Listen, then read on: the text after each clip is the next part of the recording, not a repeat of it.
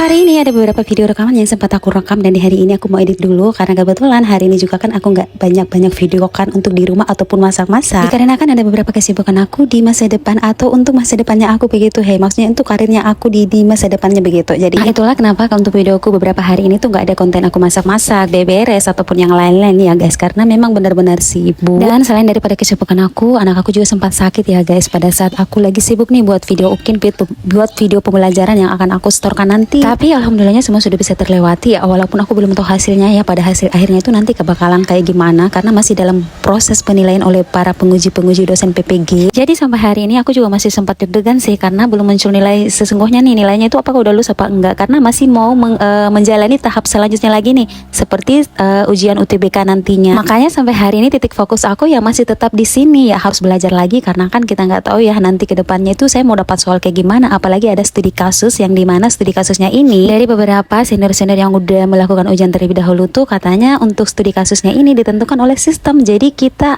perlu pelajari nih semuanya, baik itu tentang strategi pembelajaran, penilaian, media pembelajaran, serta LKPD. Nah dari studi kasus ini kan ada beberapa masalahnya, tindakannya, hasilnya, kemudian pengalamannya. Pokoknya ada beberapa poin-poin yang harus kita isi di situ. Dan untuk menjawab soal itu tentunya ada beberapa disediain waktu ya. Ada beberapa waktunya itu tersedia sekitar 30 menitan untuk mengerjakannya. Nah itu tentu kita harus benar-benar fokus untuk latihan membuat studi kasus. Ya jadi itulah bangun aku semuanya. Saya belum sempat untuk bikin konten masak-masak, beberes. Pokoknya masih harus benar-benar fokus di sini dulu. Nanti kalau udah kelar ini baru nih aku mulai lagi konten-konten keseharianku di rumah. Pokoknya buat bangun aku semua yang ada di sini, yang nonton vlog aku ini, doain ya semoga nanti hasilnya keluar itu memuaskan dan bisa lulus insyaallah, amin ya robbal alamin. Oh ya by the way, untuk singkat cerita di sini ya, untuk pembelajaran yang aku terapkan di kelas 5 ini adalah pembelajaran yang aku menggunakan pendekatan TAK dengan model pembelajaran menggunakan sintak PBL. Nah di sini ada beberapa rumusan masalah yang aku munculkan di sini. Namun sebelum anak-anak memecahkan suatu permasalahan yang aku munculkan di sini, terlebih dahulu di sini aku menyampaikan dulu nih tujuan pembelajaran yang akan anak-anak capai di akhir pembelajaran nanti. Setelah itu barulah anak-anak dibentuk kelompoknya. Tapi sebelum dibentuk kelompok, aku melakukan diagnostik awal dulu nih karena menggunakan pendekatan TAL. Jadi harus tahu dulu kemampuan anak-anak, baru kita bisa membagi kelompok masing-masing anak-anak dibagi berapa gitu guys. Dan alhamdulillah hasil di akhirnya itu masya Allah anak-anakku semua pada antusias sekali untuk menjawab soal-soalnya. Udah gitu ada beberapa umpan balik yang benar-benar luar biasa karena semuanya aktif. Ya, seperti biasa di akhir pembelajaran itu aku melakukan